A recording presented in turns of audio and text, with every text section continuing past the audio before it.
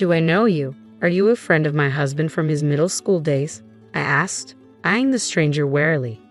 "I'm sorry, but you need to leave right now," I insisted, my voice firm and resolute. "I'm Jackson," the man introduced himself, seemingly unaffected by my demand. "I'm 33 and currently single. Today marked the wedding day of my colleague Lucas, who also happened to be a close friend." As I mingled with guests, a man who claimed to be a relative of Bryce, the groom, approached me and ushered me towards a waiting area just before the ceremony. Physically imposing and with a firm grip, the man guided me forcefully with his strong arms, leaving me feeling uneasy about his intentions. Thinking that perhaps the bride wanted to extend a pre-ceremony greeting, I followed the relative, assuming goodwill.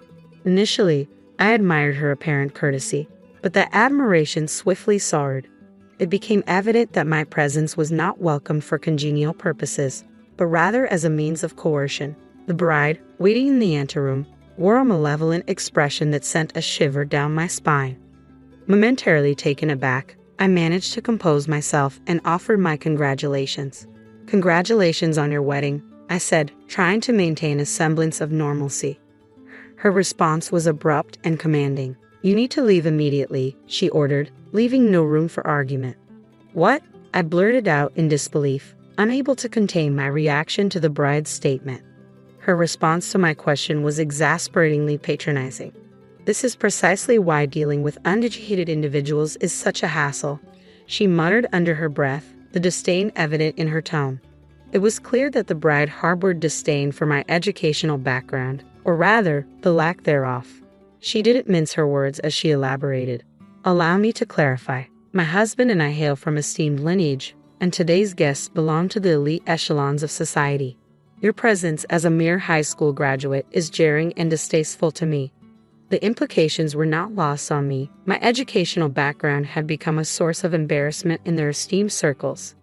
Naturally, I was aware of Lucas' prestigious background and the disdain some harbor towards those without extensive academic credentials. It wasn't a new experience for me. I'd encountered similar attitudes before. Despite this, my bond with Lucas transcended such superficial judgments, prompting me to attend his wedding. My sole intention was to partake in the joyous occasion and celebrate my friend's union. However, the bride's blatant disdain towards me, a guest she deemed unworthy, cast a shadow over the festivities. Feeling increasingly uncomfortable, I inquired if I could offer Lucas a few words of congratulation before taking my leave. The reaction from the bride and her relatives was immediate and explosive. Feeling overwhelmed by the tension and animosity, I couldn't help but mutter, "This is all a bit too much for me." Confused by their laughter in what seemed like a serious moment, I dared to inquire about the reason behind their amusement. The bride's response stunned me beyond belief. "My husband didn't invite you here out of friendship, but rather out of pity," she declared matter-of-factly. As she continued, the pieces of an unexpected puzzle started to fall into place. Despite my bewilderment, she proceeded, delving into the depths of my troubled past, one marked by parental abandonment and a childhood spent in the confines of an orphanage. She went on to explain how my struggles with malnutrition had left a lasting impact, evident in my tall yet slender frame even into adulthood. The revelation left me speechless, realizing that Lucas's invitation to his wedding was not an act of camaraderie, but rather an expression of empathy towards a former classmate enduring ongoing hardship. The bride jumped to a startling conclusion, assuming Lucas's invitation was an attempt to provide me with a meal at the wedding. I tried to reason with her, explaining the impossibility of such a scenario, but my protest fell on deaf ears. In a tone laced with disdain, she proceeded to belittle my worth, emphasizing the stark disparity between Lucas's accomplishments and mine. According to her, Lucas's compassion could potentially elevate his status, but she couldn't fathom allowing someone with only a middle school education to attend her wedding. She highlighted Lucas's prestigious academic background and successful career, contrasting it sharply with my own humble position as a janitor or security guard in the same company. The bride's words stung with contempt as she dismissed any notion of Lucas feeling sorry for me simply because we were former classmates. To her, the idea was preposterous, bordering on outrageous. We're both employed by the same company, one that's recently entered the public domain and shows considerable promise. It's a sought-after workplace, topping the charts for job seekers. Our company policy prioritizes talent acquisition, meaning individuals deemed valuable can join regardless of academic background. Despite the company's prestige, I acknowledge the disparity between a junior high school graduate like myself and a college-educated colleague. Yet, regardless of the motives behind Lucas's invitation, I simply wish to extend my congratulations. I harbored no expectations in return. However, earnestly articulate my sentiments and plead my case, the bride remains resolutely unyielding. Her gaze is consistently cold, as though regarding something unsavory. It's as if she's reluctant to even share the same airspace with me. She dismisses my heartfelt expressions of friendship with disdainful indifference. Are you trying to cozy up to my husband and snag a job with just a junior high school diploma? Her words were just a rejection of my presence at their wedding. They hinted at potential repercussions in the workplace. Caught off guard, I struggled to find a response. Despite the company's acceptance of individuals with minimal education, I couldn't bring myself to accept such condescension, especially from the spouse of my colleague. Suddenly, a male relative's actions escalated the tension further. Ignoring my protests, he forcibly grabbed at me, his actions invasive and aggressive. Attempting to fend him off, I reached for his arm, but he forcefully pushed me against the wall. A sharp pain shot through my back and chest, eliciting a low, guttural growl of pain. Enough, just leave, the relative barked before completing its sentence, abruptly opening the door to the waiting room. I was unceremoniously ejected, landing on the floor with a resounding thud. Despite the rough treatment, I resolved to carry on without offering my congratulations to Lucas. Preferring not to risk being barred from the wedding altogether, I sought refuge in a nearby cafe, biding my time before rejoining the festivities with the other guests. As the wedding reception commenced, I settled into my seat, hoping to blend in unnoticed. However, the bride's penetrating gaze soon found me. Without uttering a word, her lips moved silently, forming a single question directed at me. "What are you doing here?" The bride's expression shifted as the relative man spotted me. With determination, he lunged towards me, seizing my arm in an attempt to forcibly remove me. However, this time, I wasn't going to be ejected so easily. Nearby attendees sprang to action, rallying around me, shielding me from the relative's grasp. Panic flashed across the relative's face as he struggled to comprehend the situation. Sensing the urgency, the bride seemed equally flustered. Seizing the moment, I grabbed hold of a nearby microphone and addressed the bride, who remained bewildered by the unfolding events. "Bride, I owe you an apology for my earlier words. My desire to witness Lucas's wedding led me here today," I declared loudly, ensuring my message reached her despite the chaos surrounding us. Lucas, seated at the head table, overheard our exchange and interjected with confusion and concern. "What's happening here? What's all this about?" he demanded. The bride, visibly shaken by Lucas's unexpected intrusion, responded in a tremulous voice, "It's nothing, just go back to your seat, Lucas." With a hint of desperation, she added, "I asked Jackson to leave because he only has a junior high school education. It wouldn't be a good match for us, Lucas." Feeling a sense of resignation, I addressed the bride, who appeared lost in her own distress. "I apologize for any inconvenience I've caused. If it's what you desire, I'll sever all professional ties with Lucas. Please forgive me for any disruption I've caused." A hush descended over the entire hall as my declaration hung in the air. The bride was the first to break the silence. "What? Fired? What's going on?" Lucas's voice quivered with confusion. "You? What did you just say?" Recognition dawned on Jackson's face as he processed my words. "That's correct. I am Jackson, the president of our company," I affirmed, my tone steady. "I may have only graduated from junior high school, but I founded a delivery company at the age of 16. With nothing but a bicycle, I transformed it into a major corporation over the span of a decade. And in response to changing consumer habits, we swiftly transitioned into a publicly traded entity. Lucas wasn't just a friend to me, he was a lifeline, a source of unwavering support when I needed it most. He shared his meals with me, showing kindness and compassion during times when I struggled with malnutrition. Raised in an orphanage until the age of 15, I lacked the familial stability that Lucas enjoyed from the age of 12, when he was adopted by his current parents. Despite our different upbringings, Lucas and I remained close even after our paths diverged geographically. When we embarked on the journey of entrepreneurship together, Lucas vowed to dedicate himself to our shared vision. Witnessing his transformation from a shy individual to a confident groom filled me with immense joy. My determination to congratulate Lucas stemmed from a deep-rooted friendship and gratitude. I remained steadfast even in the face of the bride's objections. Unbeknownst to me, the bride's disdain stemmed from my educational background, yet I was unaware that being a junior high school graduate didn't preclude me from holding a significant position within our company. The authority to terminate employees rested with me, a fact that the bride herself had acknowledged when she requested I sever ties with Lucas.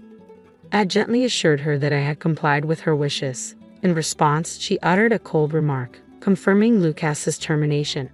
The bride, previously frozen in shock, muttered disdainfully, "Fired? If you're such a failure, I have no use for you." Without hesitation, she renounced the marriage entirely, citing my lack of elite status and high income as deal breakers. It was a startling turn of events as she promptly called off the engagement with Lucas, who had just been dismissed from his job. The attendees erupted in uproar at her abrupt declaration. Amidst the chaos, any semblance of our previously amicable relationship vanished. Accusations flew as she labeled the situation a marriage scam, demanding compensation from Lucas for the broken engagement. Lucas's revulsion was palpable in the midst of the chaos. Quietly, I reached out and tapped the bride on the shoulder as she continued to raise her voice. Leaning in, I whispered, "You might want to start saving up for alimony payments." With that, I initiated a video playback on the projector, revealing footage captured by a phone I had strategically left recording in the bride's waiting room. The recording, inadvertently triggered when a male relative manhandled me, potentially held crucial evidence of my injury. As I was pushed against the wall, the phone fell, continuing to record. What it captured was damning. The bride's indiscretion with the same male relative in the waiting room. As the ceremony commenced, I retraced my steps to the waiting room in search of the phone I suspected I had dropped. To my relief, I discovered it nestled in a corner, untouched. However, the shock of what I witnessed upon playing back the recording left me reeling. Witnessing such deceitful behavior on what should have been a sacred occasion shook me to the core. It was difficult to comprehend how anyone could stoop to such lows.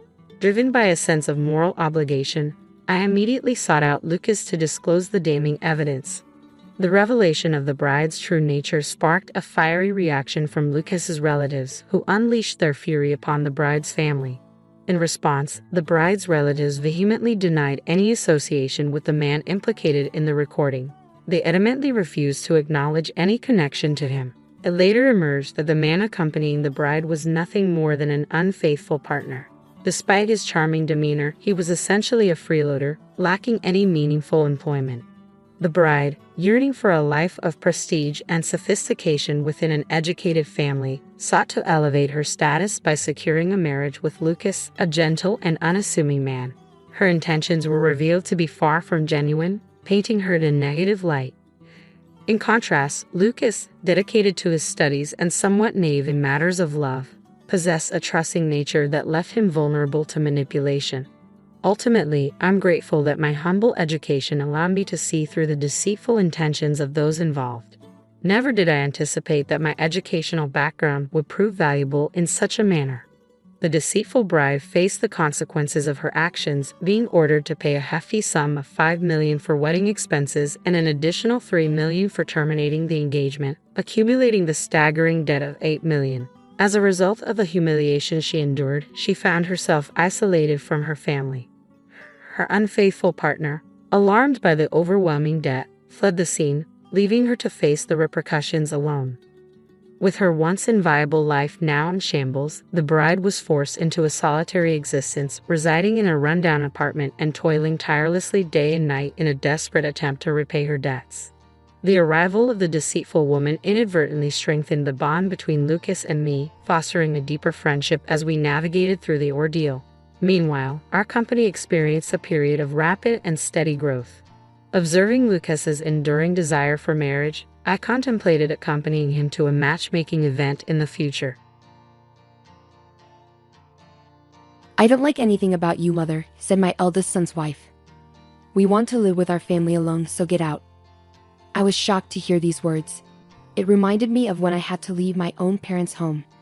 Now, I felt angry at the idea of being kicked out of this house too. "Fine, I'll leave," I said, gathering my things to go. This was too much. I was determined never to forgive my eldest son's wife. It was time to put my plan into action.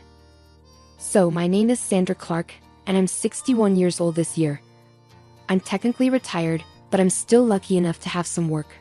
I don't go to the office every day anymore. Sometimes I drop by and attend meetings, but mostly I work from home.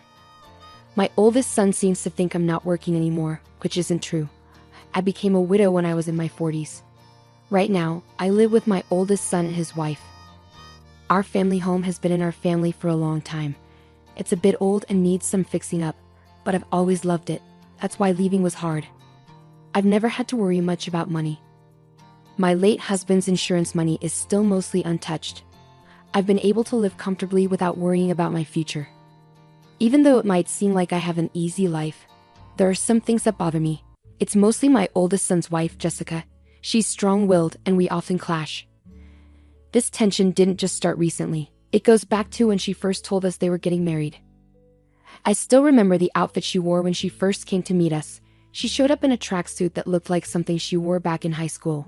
She said she wanted to be real with us, but I couldn't help but find it a bit odd. It's not exactly lying, but it felt like she was trying too hard to prove something. She's also very argumentative and smart, which can be challenging. I couldn't understand why my oldest son chose her as his partner. Later, I found out that Jessica was the one who pursued him. She's bold, I'll give her that, and she's attractive too. I think my son, who's a bit naive and sheltered, fell for her charm. Even after they decided to marry, things didn't change much. To put it nicely, she's straightforward. To be blunt, sometimes she lacks common sense in how she acts. I really wanted to object to their marriage, but I reminded myself that it's what my son wanted, so I kept my peace.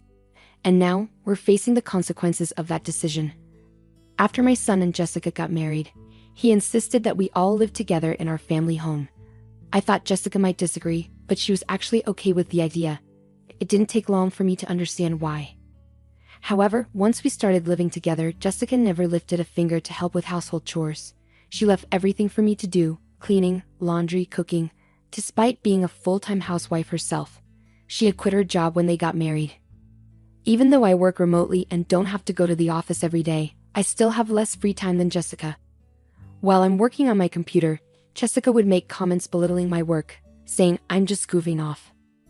At first, I brushed it off to avoid arguments, but it bothered me more and more as it kept happening. Jessica, since you have some free time, could you help out with the cleaning? I asked, noticing her lounging and watching TV. She looked at me with disgust, sighed dramatically, and replied, I don't do housework for your own good, mother. Can't you see that? It's a shame you don't appreciate my consideration. She had this strange theory where she believed if she did the housework, it would be bad for my health. According to her, seniors need to stay active, and doing chores would make me sedentary and possibly lead to dementia. So she was actually doing me a favor by letting me handle everything. Her reasoning was so bizarre it gave me a headache. Then she said something even more shocking. I agreed to live together to keep you from slacking off, mother. She said it with a half smile, leaving me speechless. I regretted agreeing to live together more and more every day. Doing all the housework while being watched by Jessica was nothing but torture. Fed up with the situation, I decided to talk to my eldest son, but it wasn't to complain about Jessica. I decided to move to an apartment where I could live alone. The current house we're in is old and has many stairs, which became difficult for me after I hurt my back last year.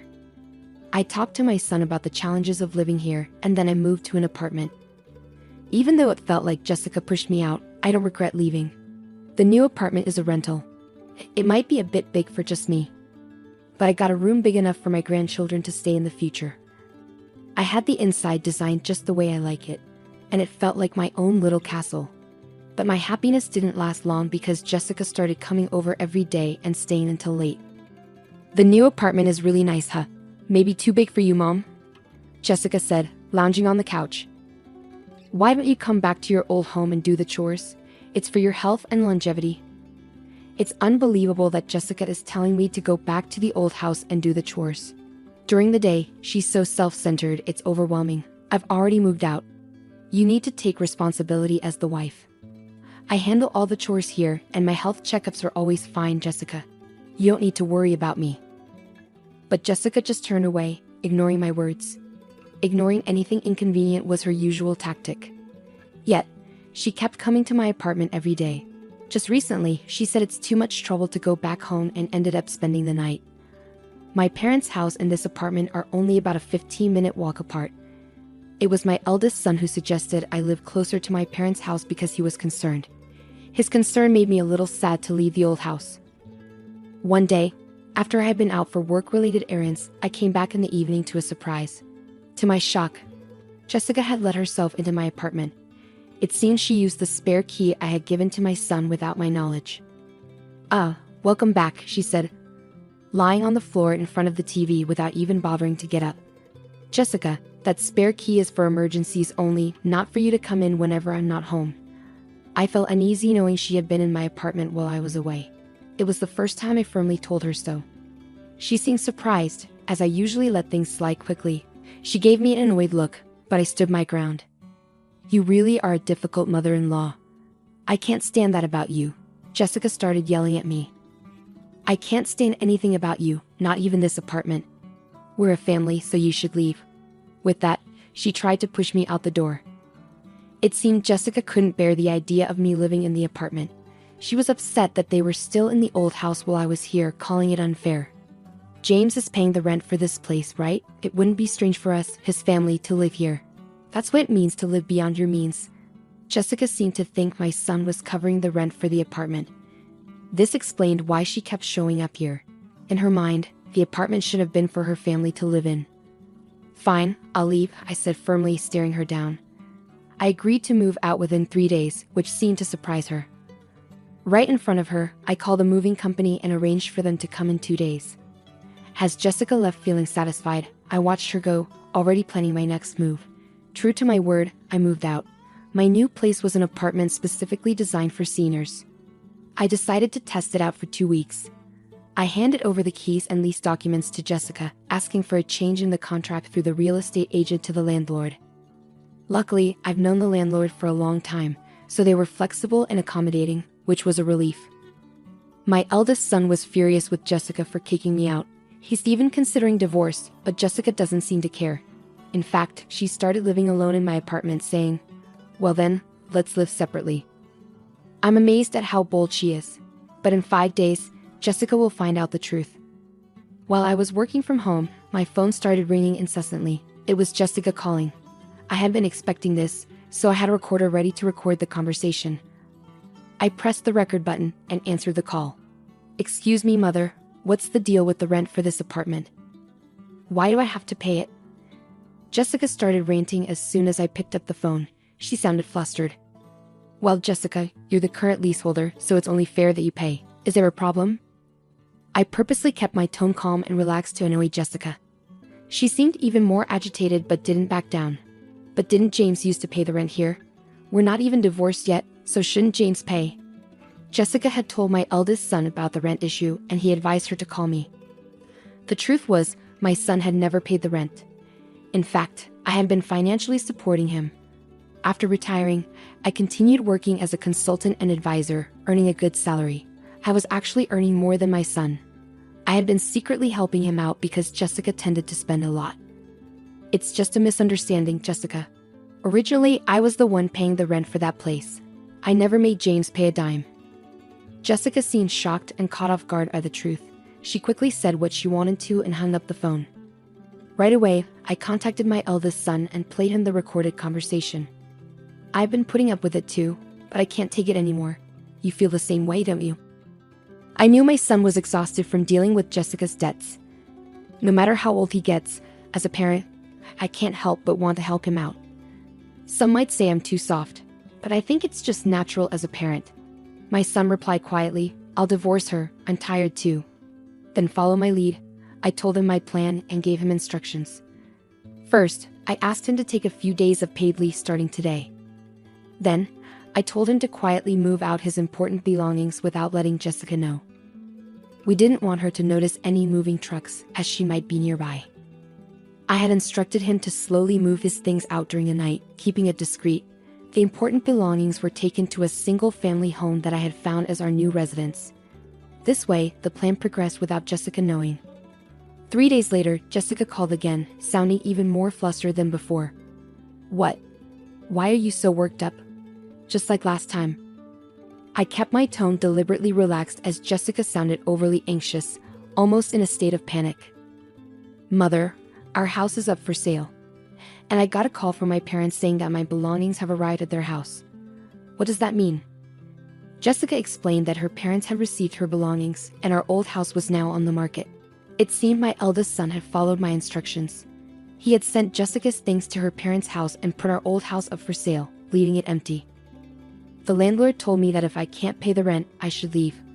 I thought I should consult with James, and when I got home, there were chains and a padlock on the gate, and I couldn't get in. There's even a for sale sign up. Jessica was almost hysterical. It must have been quite a shock for her to come home to. I've already entered into a sales contract with a realtor. We can't access that house anymore, Jessica had began, ready to express all the pent-up frustration. Firstly, I'm no longer your mother-in-law, right? Yesterday, James should have filed for divorce. You signed it, didn't you? You and I are strangers now. Yesterday, my eldest son had filed for divorce at the city office. It turns out Jessica had signed the papers a while ago. Threatening divorce seemed to be a tactic she often used. My son used to believe that Jessica would change someday. After all, she was the person he loved enough to marry. He felt trapped into giving in to her threats of divorce, he once told me. But it seems my son has finally realized the truth. He signed the divorce papers, which had always been used as leverage, and submitted them. The divorce has been officially processed. You always used to tell James that you could divorce anytime.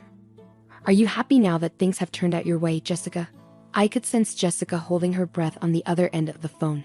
She wanted to argue back but seemed lost for words. She must have been feeling frustrated.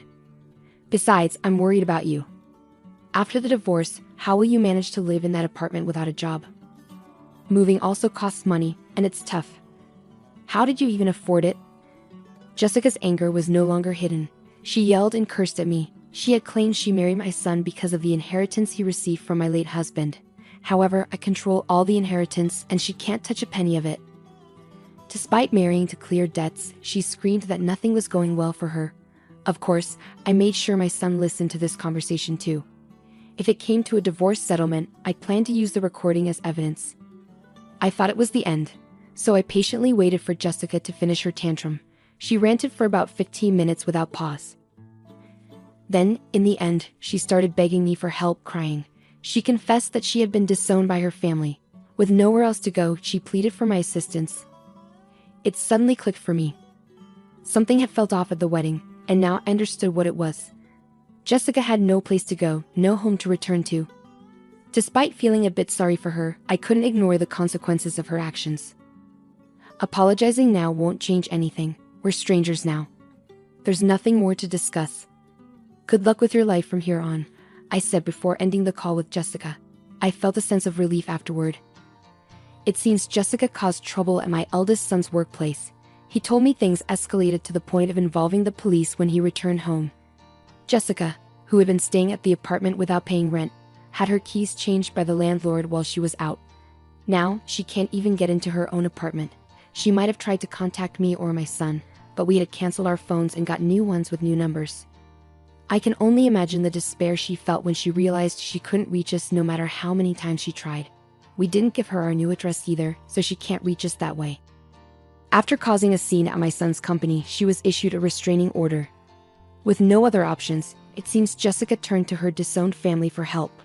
However, when she returned home, she was met with a shocking sight. The luggage I had sent to her family's house was left out in the rain in the backyard, and she wasn't even allowed inside the house. It's likely that the unpaid rent for the apartment had been billed to her parents, adding to their anger. I heard rumors that she's currently staying in an apartment provided by an organization that supports homeless people. Without the ability to spend as she did before, she seemed stressed when I passed her on the street. I was stunned to see how much her hair had turned white and how dry her skin looked. She had changed so much. I hardly recognized Jessica at first. It made me realize just how much a change in living conditions can affect a person. I've started a new life in the house I bought with my late husband's inheritance. It's a duplex, so my son can remarry whenever he wants. For now, he joins me for dinner, but otherwise, he takes care of his own things. I've found that this distance works well for us. The money from selling my parents' home is safe for future needs. I plan to use it for my son and his future wife when they marry. And of course, I'll keep some aside for any future grandchildren. I'm thinking of creating the English garden I've always dreamed of in my new home.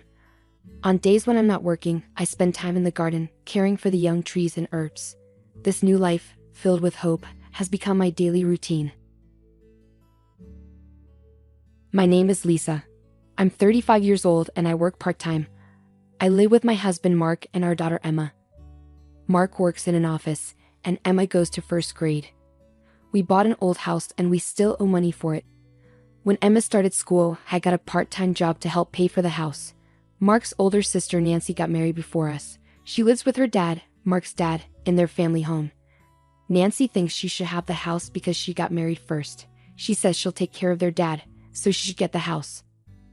Nancy's mom had already passed away when she got married, so she didn't need to take care of her dad at the time. The house where Mark's parents live is really big, and I remember being surprised when I saw it before we got married.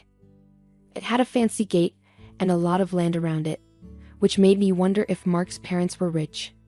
When Mark and I were dating, he didn't seem very wealthy, so seeing his parents' big house was a shock.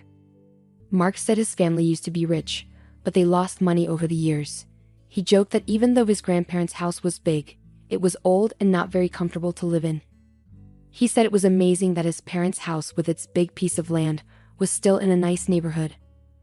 I understand why Nancy, Mark's sister, wants to keep the house for herself. She kicked Mark out of the house if she could live there. She probably wants to own the land and house herself. But I don't know if Nancy actually owns the house now. When Mark and I got married, he said that since Nancy would take care of their dad, I wouldn't have to.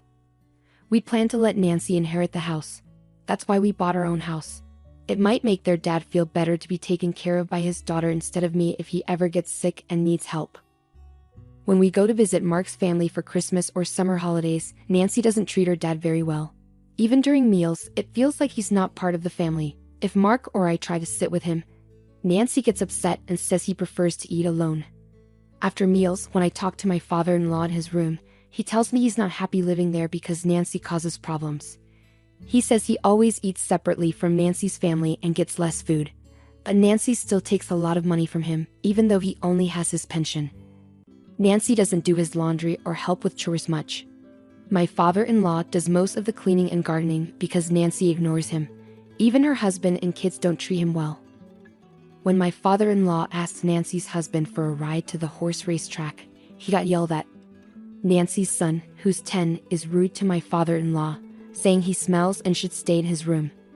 It seems like my father-in-law doesn't remember ever holding his grandson, even though they've lived together since he was born. When my daughter visits, my father-in-law loves spending time with her.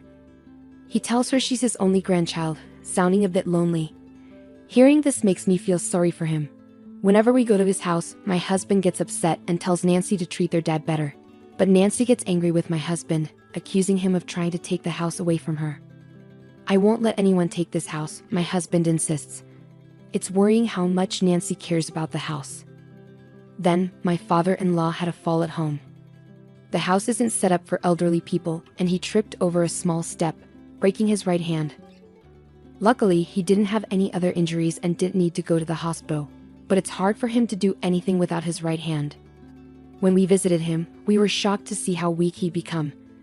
Not only can he not use his right hand, but he can hardly move his feet and clearly needs help. But Nancy's family completely ignores him and doesn't take care of him. He can still manage to get to the bathroom by himself, but eating is really hard for him. My husband confronted my sister-in-law right away. "Why aren't you looking after Dad?"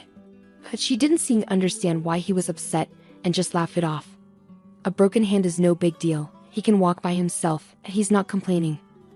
It seemed like my father-in-law, used to being ignored, couldn't stand up to my sister-in-law, and she probably knew it.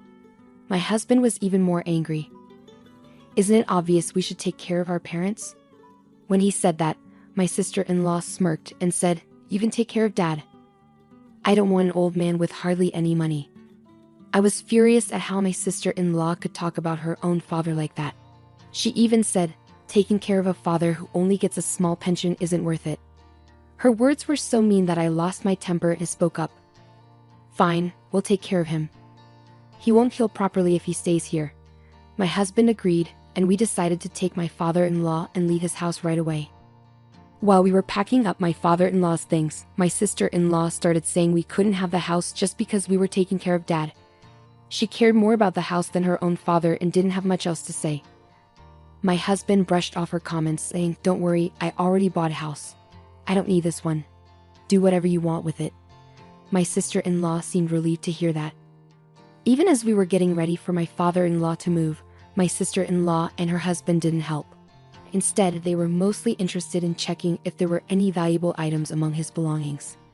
They were probably relying on his pension, but with him leaving, that would stop. They hoped to find something valuable they could sell for cash, but they didn't find anything valuable. When my father-in-law left his house, my sister-in-law and her family didn't bother to say goodbye. They were very cold-hearted. When my father-in-law arrived at our house, he seemed much happier as he played with my daughter. He was like a different person compared to when he was living at his old house. We let him stay in a room that we weren't using, but because the move happened suddenly, we couldn't make any preparations. If we had known earlier, we could have done some renovations, like installing handrails and removing steps. I said to my father-in-law, feeling sorry that we weren't fully prepared, "I'll install the handrails later." To my surprise, my father-in-law also apologized. "I'm sorry for making you worry. I wonder if $200 million will be enough to take care of me and my horses." I couldn't help but laugh. Was my father-in-law making jokes now? He seemed much happier since moving in with us. "Horses?" I chuckled, knowing it was unlikely. "I'm not sure how much it costs to take care of horses, but taking care of you will probably cost more." I couldn't understand why my father-in-law brought up horses, but his joke seemed way over the top, like something a wealthy person might say. But when I saw his worried face after my response, I started to worry too. He asked, "Does taking care of a person really cost that much?" "All I have left is $200 million. Looking at his serious expression, I realized he wasn't joking earlier. I panicked and tried to explain that my previous comment was just a joke. $200 million is more than enough. It's actually too much. I rushed to my husband to ask about the horses and the $200 million. He was just as confused, but then he remembered something about his grandfather being a landowner. "Remember how I told you my granddad was wealthy? Maybe Dad used to own horses." My husband and I decided to talk to my father-in-law to get the full story. It turned out that he had been owning horses for years, and his trips to the racetrack were actually to check on his own horses, not to bet. He had kept this a secret from his family, so my husband and his sister had no clue about it. Now, with his broken hand and thinking about his future, he worried that if he mentioned owning horses and having $200 million in assets, his daughter and son-in-law might demand it all. He got concerned when I mentioned making home modifications, thinking it might trigger their demands. That's why he decided to tell me about his horse ownership and finances. Understanding the situation, my husband reassured his father, saying, "I'm not sure how much it costs to take care of horses. If you've got $200 million, you should be okay. We'll handle your caregiving expenses, so don't worry about it." His confident words reassured me too. After checking with the person who had always looked after the horses, we made sure there wouldn't be any issues, and we'd put the horse matter to rest. Now that I knew my father-in-law was quite wealthy, I started to see him in a different way. I couldn't help but think that his daughter, who had kicked him out despite his wealth, would regret it once she found out the truth. The idea of her regret brought me some satisfaction. Since my father-in-law moved in with us, our lives had changed. It was busy juggling my part-time job and taking care of him, but my husband helped, and we managed. Having my father-in-law at home brought a new companion for my daughter, and he seemed happier too.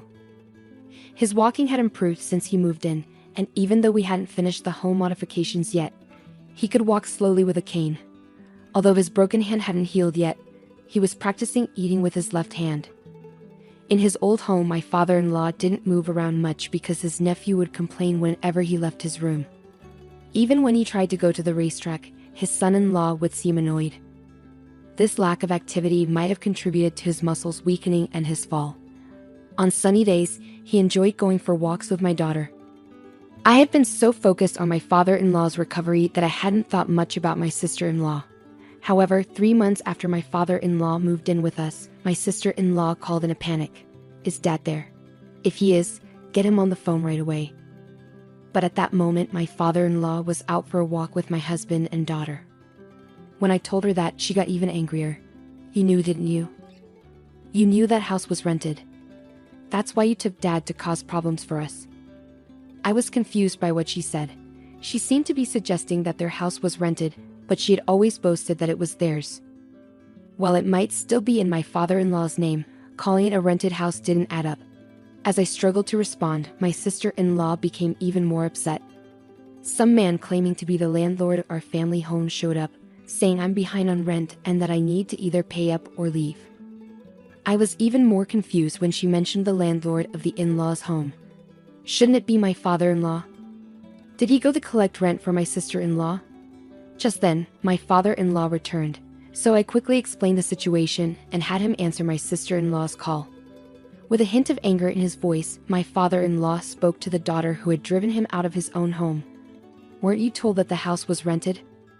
That house belongs to the company where my father was the CEO. I've been paying the rent until you kicked me out." My father-in-law sounded distant, and my sister-in-law, sensing his anger, shouted from the phone, "I haven't heard anything about this. I'm coming over right now, so wait for me." About 30 minutes later, my sister-in-law and her husband arrived, looking flushed and surprised to see my father-in-law walking on his own. But there were bigger issues to address as my sister-in-law erupted once more. "I thought the land and house belonged to you, Dad. Did you deceive me?" my sister-in-law's husband asked. "All that aside, can you please pay the rent? If you don't, we'll be kicked out of the house." My father-in-law laughed it off. "Why should I pay rent for a house where I'm not living? After you guys kicked me out, don't you think that's a bit too much to ask?" Unable to respond to my father-in-law's reasonable statement, my brother-in-law fell silent. This time, my sister-in-law began to speak. "Dad, were you planning to make us struggle from the beginning? You seem far more energetic than when you were living with us, even though you pretended to be injured." To address my sister-in-law's strange accusation, I intervened. "That's because he's been doing rehabilitation exercises every day, working on walking, and practicing using his injured hand for eating." My father-in-law chimed in, reinforcing my words. "I actually think being kicked out by you guys was a blessing. Since I came to live with Mark, we all eat together, and I'm never made to feel like a nuisance." Upon hearing this, my sister-in-law and her husband fell silent, their jaws clenching shut. Then, right on cue, my daughter came and unwittingly revealed my father-in-law's true status. "Grandpa, your horse is going to race in the next horse race, right?" My father-in-law grinned and replied, "Yes, it'll be in this Sunday's race. Why don't we go watch it together?" My daughter happily dashed off, but my sister-in-law and her husband seemed to grasp the significance of this. They hastily asked my father-in-law, "Dad, do you own a horse? Are you a horse owner?" My father-in-law replied, a smug look on his face, "I stayed silent because I knew if I mentioned money, you'd try to take it. And I know talking about horse racing always makes your husband frown." With that, my father-in-law's previously cheerful demeanor turned serious. His intimidating expression sent shivers down my spine. And as he began to speak slowly, the tension in the room intensified. "I no longer consider someone like you, who disrespects your own father, as my daughter. I knew you only moved in with me for the inheritance." Caught off guard by my father-in-law's stern words, my sister-in-law was visibly stunned. With the final blow, my father-in-law declared, "You won't get a single cent of my inheritance." Upon hearing this, my sister-in-law appeared shocked and stumbled backward. Her husband, who had been trying to support her, looked defeated and left the room. The rent for my father-in-law's house was a hefty sum, and it was impossible for my sister-in-law and her husband to afford it. So inevitably, they had to move out. I had no idea that my parents-in-law's house was rented, and my husband didn't know either. He later confirmed it with his father. After moving out, my sister-in-law, who had been spending money recklessly without worrying about rent, suddenly found herself in a financial crisis. Their spending habits were hard to break, and they started relying on credit cards to make ends meet, which only resulted in mounting debt. I heard that my sister-in-law and her husband, unable to rely on my father-in-law anymore, moved to her husband's parents' house, but I'm not sure what happened after that. Meanwhile, Things have been going well for us since we started living with my father-in-law. My father-in-law, who had previously broken his hand, healed well, and his legs and hips became stronger to the point where he could do everything on his own. He's now so energetic that he goes jogging with my daughter. He's like a completely different person from when we first moved in. Since that incident, my father-in-law has been having discussions with my husband and thinking about the future, even drafting a will. I'm not sure what's in the will, but I assume he's arranged things so that his daughter won't inherit anything. What made me happiest was when my father-in-law paid off the remaining balance of our home loan.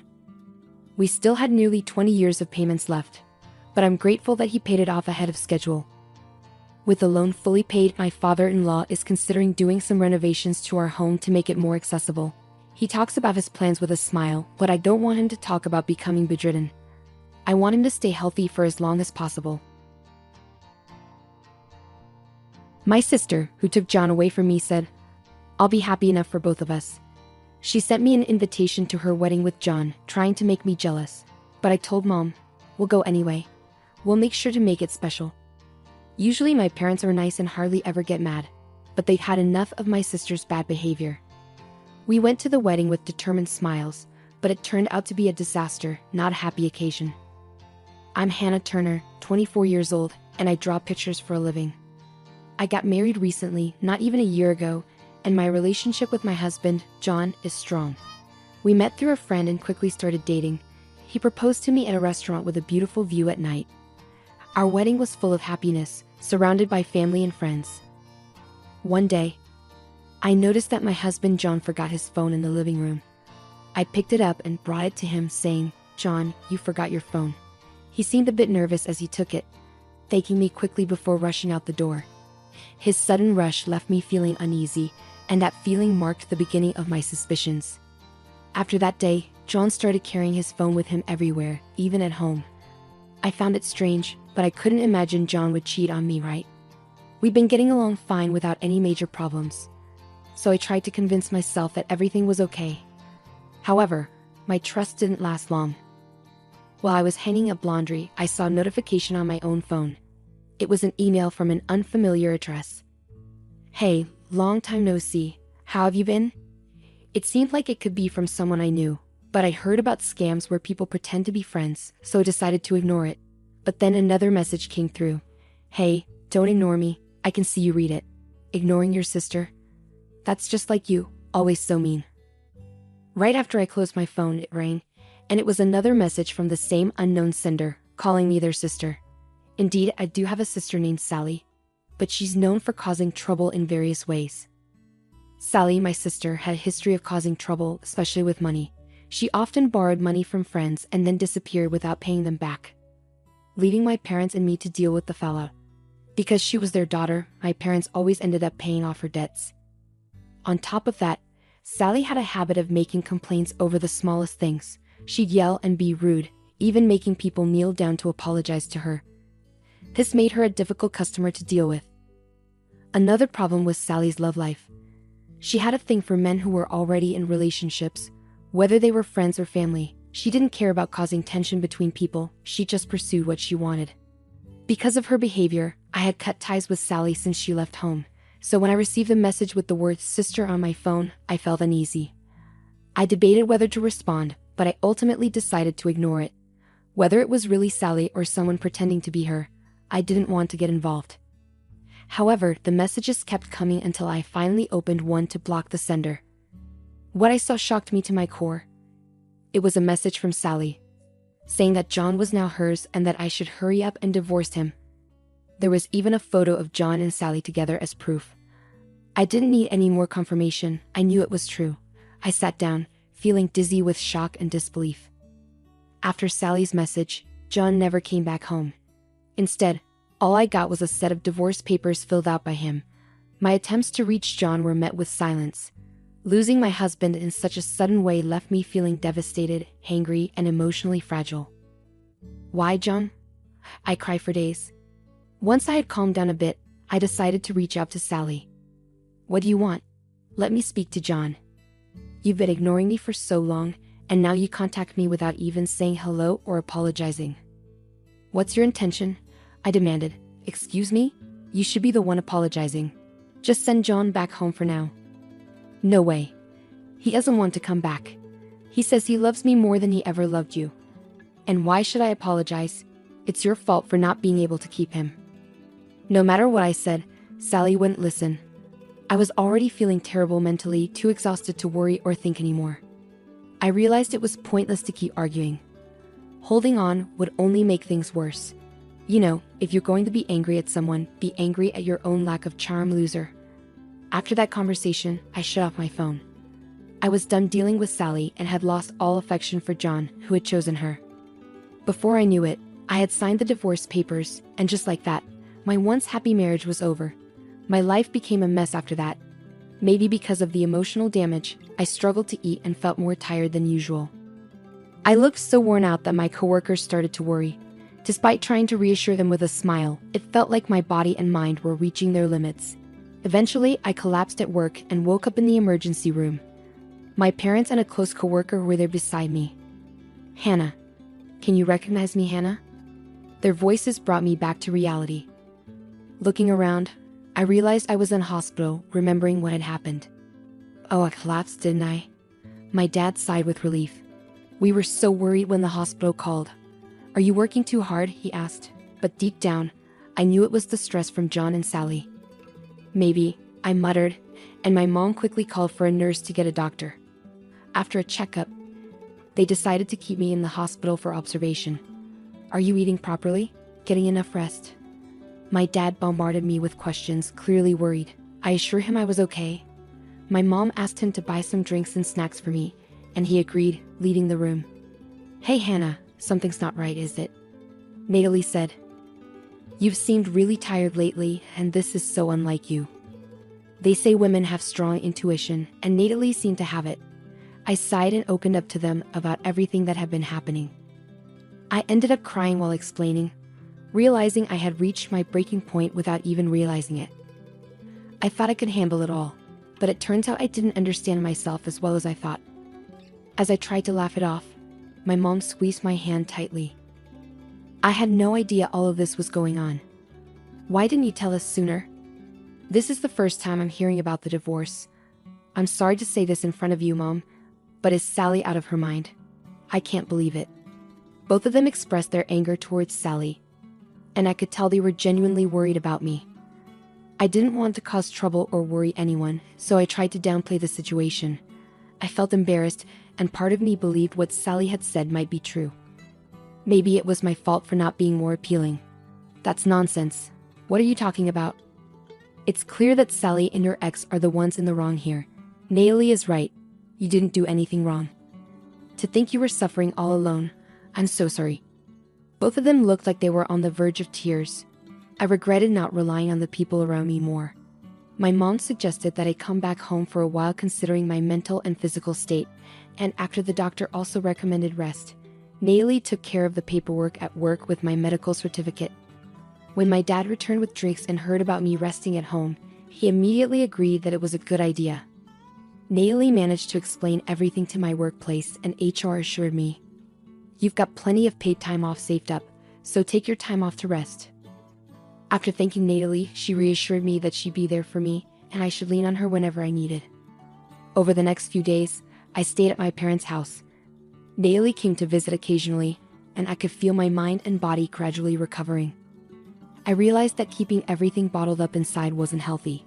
Today, as Natalie and I were enjoying cake prepared by my mom, my phone rang, piquing my curiosity. I opened it, and my heart raced.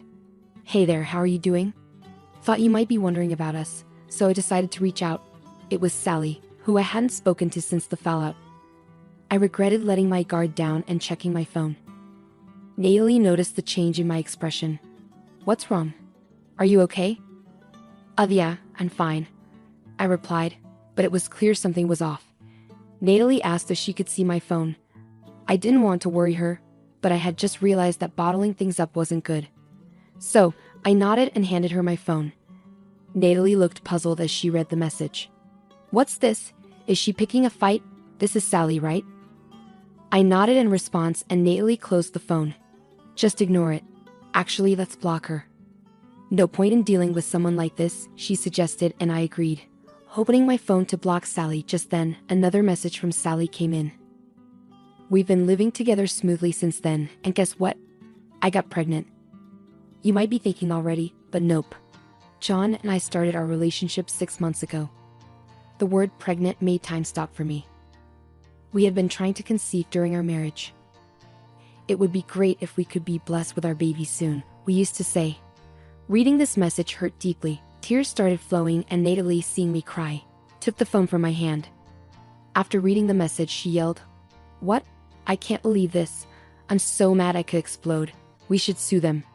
Suing was something I had considered when I first received the message, but now, I didn't have the energy or will to pursue it. "I just don't want to deal with this anymore," I muttered, and Natalie calmed down. "Sorry, I got too emotional." "You're right. It's best not to get involved." Natalie's comforting back rub felt so kind, and I cried a bit more. Then my mom came into the living room, having seen what happened. "Hey Hannah, actually, I haven't told your dad about this yet." I understood what that meant. Knowing this would infuriate my dad. But I think it's time we told him. My mom's solemn words struck me deeply. I took a moment to think. I also believe it's time to talk about it. This is just too much, I concluded. Natalie's words convinced me too. So I decided to let my mom talk to him. My mom said she would talk about it, so I decided to leave it to her. After Natalie went home and it got dark, my dad came back from work. He said it smelled good in the house and asked what was for dinner. I welcomed him home, and he seemed happier since I returned. Mom said Dad's mood had improved, and she was glad I was back. Her words made me really happy, knowing I had a place where I felt calm. But today, Mom looked serious when she talked to Dad. She said they needed to discuss something important, and Dad understood, becoming serious too. Then Dad mentioned it was about me, and I could see kindness in his eyes, which almost made me cry. After explaining everything to Dad, he seemed calm but a bit angry. He told me not to block Sally yet, even though I didn't have to read her messages. He must have had his reasons. Mom usually followed Dad's advice in situations like this. Dad also suggested letting Natalie know about it. I understood and agreed. Both Mom and Dad reassured me that everything would be okay and that they were here for me, along with Natalie. Their kind words and smiles made me feel so relieved and happy that I ended up crying. Seeing this, both my parents laughed, and my heart felt warm. That night, I told Natalie everything, and she said, "It's wonderful you have such supportive parents, and remember, you've got me too." I gazed at the stars, feeling comforted. After talking it over more, I decided to move back home. That meant going back to my parents' place since it's close enough to commute to work from there. Natalie thought it would be better for my mental well-being to be away from a house full of painful memories. Since I was the one on the rental contract, I handled canceling it and sent John's stuff to his parents' house. On moving day, I sorted out mail forwarding at the post office and completed the move smoothly. I bid farewell to the landlord with a smile, leaving on good terms. Back at my parents' place, I settled back in and returned to work. My coworkers had been concerned, but now I could genuinely tell them I was okay with a smile. My boss reminded me not to push myself too hard, which made me appreciate my workplace even more. A few months later, I returned home. When I got there, my mom had a serious look on her face. She said we needed to talk and asked me to come to the living room after changing. I sensed something was wrong from her expression. After changing, I went to the living room where my parents sat, looking puzzled over a letter. I sat down in front of them, and they showed me the letter. It was an invitation to a wedding, but what could be the problem with it? I asked if I could see it, and my dad said yes. When I looked at it, I saw it was from Sally and John. I was shocked. What? I couldn't believe it. "You filed a forwarding address because you moved, right?" my dad asked. "Yes, that's right." No wonder both my parents looked worried, but surprisingly, I felt calm. If this had happened before, I would have been really shocked, but now, I just felt disgusted. "Are you okay?" my mom asked, concerned. Dad was also watching me. "Somehow, I'm better than I expected. I just feel disgusted. I wonder how far they want to go to insult me, right? Even if she's my daughter. This is too much for me to handle," I said.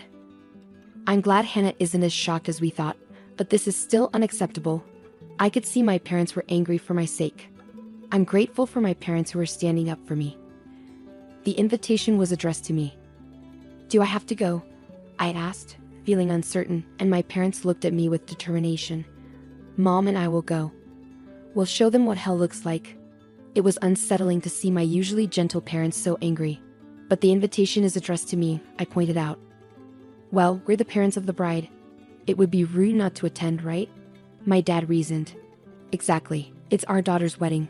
We're looking forward to it, Mom said with a smile, but her eyes didn't match her expression, making me nervous. Dad brushed off my concerns and kept getting ready. I hope it's okay, he said, ignoring me. I heard a car pulling up, so I went to check if they had called a taxi. But instead, I found Natalie stepping out of a familiar car.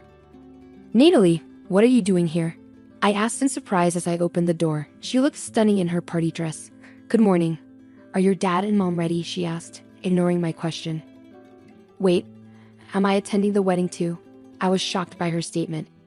When my parents came out, I asked them what was going on. It turned out that one of John's relatives was a friend of Natalie's. Upon hearing about the situation, she was invited to attend as his relative's girlfriend. My parents didn't object. In fact, they seemed excited about going together. As I pondered what they were up to, Natalie said, I can't just sit back after what happened to Hannah. You get it, right? Despite feeling anxious, I agreed. Then my parents and Natalie left together for the venue in one car. I thought about joining them, but Natalie seemed to sense my hesitation and said, if you want to see, I can show you through a video call. So I stayed home and trusted them. But my curiosity got the best of me, and I reached out to Natalie for a video call. When they arrived at the venue, my parents and Natalie headed to the reception. Natalie was on the guest list, thanks to John's relatives' arrangement, but my parents weren't listed since they weren't officially invited. The receptionist went to check their names, and that's when Sally showed up. Sally was surprised to see my parents and couldn't hide her confusion. Why are you here? She asked. Well, we're the parents. It's only natural for us to come, my parents replied. There seems to be a mistake. We didn't receive an invitation, they explained, which made Sally force a smile. The invitation was actually meant for Hannah. Yes, we were surprised when Hannah told us about it. We had no idea about the wedding. Since Hannah couldn't make it today due to work, we came instead. It's fine to invite Hannah, but you should have sent one to us too. It wouldn't look good without the bride's parents, right? My dad pointed out, mentioning the lack of invitation twice. Though I couldn't see my parents' expressions through Natalie's video call, I could picture the scene in my mind. Yes, I'm your daughter after all. Of course, you'd be happy. Sally seemed to genuinely believe my parents came for her sake. I thought she was delusional, I muttered to myself. Then John appeared. He turned pale at the sight of my parents. Relax, John. They came to celebrate with us. They must really love me, especially since Hannah is like that. Sally reassured John, who seemed relieved and greeted my parents with a smile. John's parents also joined in, and the atmosphere became friendly and warm. Seeing my former in-laws chatting happily, a memory of being fondly cared for by them stings a bit. I wondered if they were only nice to me because I was their son's wife, which was a bit shocking. Maybe it was indeed the right decision not to go, I murmured. And the scene shifted to the ceremony and then to the reception. At the reception, Sally and John made a happy entrance. Natalie occasionally asked me if I was okay, but surprisingly, I was fine, responding, I'm okay. More than anything, I was worried about my phone's battery, but she reassured me she had a portable charger, well prepared indeed. When it was time to read the letter of gratitude to the parents, Sally started panicking because she hadn't expected her parents to come. Seeing this, my parents asked the MC for the microphone. Today, we weren't actually supposed to come, so it's understandable that Sally wasn't prepared. As a surprise from us to you, we'd like to convey a message to our daughter Sally, my dad announced. The venue erupted in applause. Sally seemed relieved by the save and smirked, clapping exaggeratedly. Dad, I'm so happy. Her exaggerated gratitude was annoying. I kept watching, feeling uneasy. Then my dad did something unbelievable with a smile. Our surprise from us to you is this, he announced, and suddenly the doors of the reception hall opened, revealing several men standing there, all looking outraged. I watched the scene unfold, wondering what would happen next. Sally turned pale at the sight of them. Our Sally is so charming that she has received affection from many men. The kind Sally has responded to all these feelings, making her a pride and joy. And today, These gentlemen wanted to give us a prize, so we brought them here. My dad initiated, leading to the men storming the stage, expressing their anger. Sally tried to escape but was confronted with accusations like, "What do you mean you're marrying someone else? How much do you think I've spent on you? Pay back the money you borrowed." Sally turned pale and was nearly in tears watching this. Natalie coolly commented, "Wow," while I was stunned. John, confronting Sally with the "what's going on," found her too shocked and flustered to respond. Then my mom grabbed the microphone and started talking. "Guess what? We have another surprise. As my husband mentioned earlier, our daughter Sally is really popular, even with other women." When Mom said this, a bunch of women in the crowd stood up. We invited those who wanted to meet Sally. After Mom spoke, the women went over to Sally. Suddenly, someone else grabbed the microphone and shouted, "You stole my man, and now you're trying to act all happy. Give me money for cheating with my husband. You disappeared as soon as I lent you money. Pay me back." Everything got chaotic. The reception room went from noisy to really chaotic. I bet the other guests were shocked, but they seemed more disgusted than surprised. It was scary to see my parents smiling through all this madness, and I realized this was the kind of reputation my sister had. Amidst all the chaos, someone else grabbed the microphone. "Sally, it's really nice to see such a lovely person becoming our son's wife." Surprisingly, it was my ex-mother-in-law who spoke up unexpectedly. I was puzzled, wondering what she meant. She went on, "It might not be as grand as the surprise Sally's parents prepared, but we also have something special for you." John seemed shocked by his mother's words. "What do you mean, Mom? Can't you see what's happening?" But his attempt to calm things down was ignored by my ex-father-in-law, who took hold of the microphone. "First, we want to thank Sally's parents for their thoughtful surprise. I happen to own a business, and we decided to remove John from his expected position as my successor. That's our surprise for you." "What? What's going on?" Sally and John were shocked.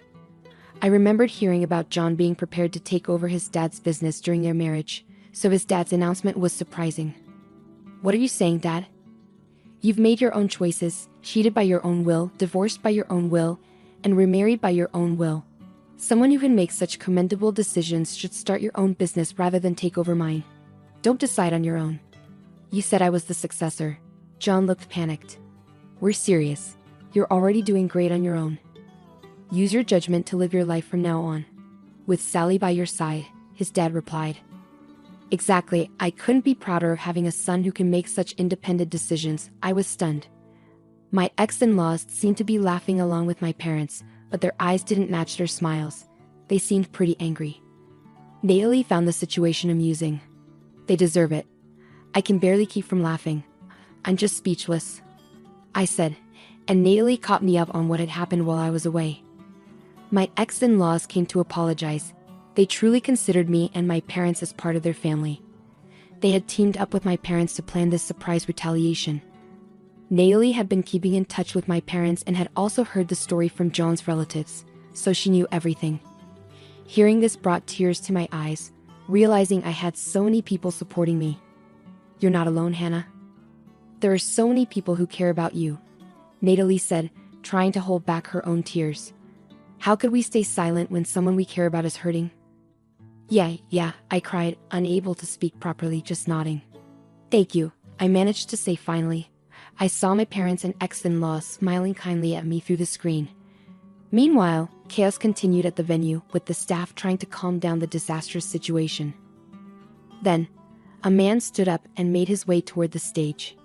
He stood in front of John, who then collapsed to his knees. After saying something to John, the man returned to his seat. "Hey, what did that man say?" I couldn't quite make it out from this far away unless he used a microphone. "Maybe I should go ask him directly," Natalie suggested and headed toward the man with her phone. "Excuse me," she said as she approached, and the man turned around. I was surprised. "Uncle?" It was indeed my dad's brother, my uncle. Natalie showed him the screen, and upon seeing me, my uncle looked surprised and very happy. "Hannah, are you okay? I heard about what happened today from your dad. It must have been tough. Thanks for worrying about me, but I'm fine. By the way, what did you say to John just now?" "I told him that since I run this hotel, I'll be seeking compensation for the damages." The reception hall is a mess because of the bride and groom, my uncle explained. Both Natalie and I understood upon hearing his words. That's why John looked so pale.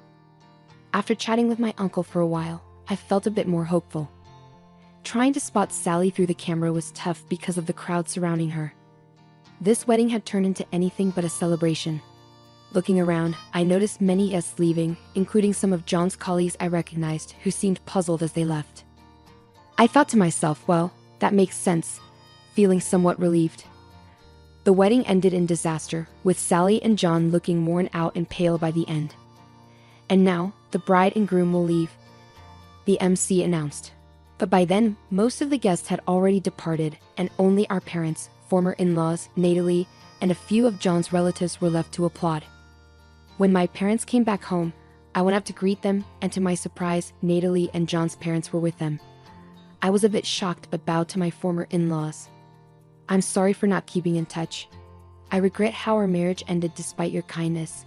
I apologized, feeling guilty for not reaching out to them after the divorce. My former in-laws, with tears in their eyes, placed their hands on my shoulders. We should be the ones apologizing, they said, but I insisted it wasn't necessary and thanked them for their care during the marriage.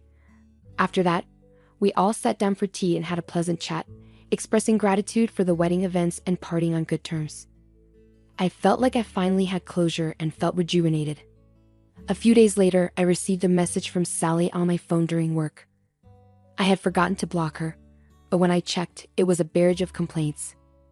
You ruined our wedding. Take responsibility. Did you tell our parents? Are you jealous? Stop blaming me for your unhappiness, loser. Sally's message flashed on my phone. I sighed and turned to Natalie at the next desk. Can I still claim alimony for the affair? She's practically giving me all the evidence herself, right? Fed up with it all, I decided to hire a lawyer to claim alimony. I saved all the messages and images Sally sent and replied to her. Thanks for providing evidence of the affair. A lawyer will be contacting you, so please stop contacting me directly. Sally freaked out. A lawyer? What are you doing? Stop it. She began deleting the messages and images she'd sent. When I told her that I had saved all the evidence, she panicked even more and started apologizing. Sorry, it was all lies. I'll leave Jan alone now that he's not going to be the CEO, and I won't say anything mean anymore. Please don't make me pay alimony, I already have debts. That's not my problem. I don't want Jan, and do whatever you want. Actually, maybe it's good you took him. I don't need a man who cheats. And in the end, you protected me. Thanks, sis, I replied before cutting off contact. After blocking Sally, she tried reaching out from different accounts, but I blocked those too. I quickly consulted with the lawyer I was referred to, and they acted swiftly upon receiving the evidence. Soon after, I started getting messages from John. It seemed things weren't going well with Sally. He sent me creepy messages like a lovesick Romeo, which I ignored and blocked. When he tried to contact me through the house, my parents handled it. Apparently, he got scared off by them and hasn't reached out since. Later, the lawyer informed me that John and Sally had agreed to pay the alimony. They tried to resist using Sally's usual complaint tactics, but that didn't work on a lawyer. Realizing they had no chance, they gave in. John, who was initially resistant, looked defeated and pale after learning Sally had provided plenty of evidence against him. Despite feeling bitter about being harassed by such immature individuals, I'm now just thankful for the many people who stood by me. Sally and John eventually got divorced. Sally, with no one else to turn to, contacted our house once, but my parents issued a statement of estrangement. She hung up the phone crying. John, rumored about the wedding at work, found it uncomfortable and ended up resigning. Unable to go back home, he's now getting by with part-time jobs. Meanwhile, I received a promotion at work because of my excellent performance. I also started a relationship with someone I met in my new department. Thinking ahead, Natalie also clicked with one of John's relatives, and we often share our love stories. Next month, as a celebration, my parents, Natalie, and even my former in-laws are planning a trip to the hot springs together. Despite hitting rock bottom,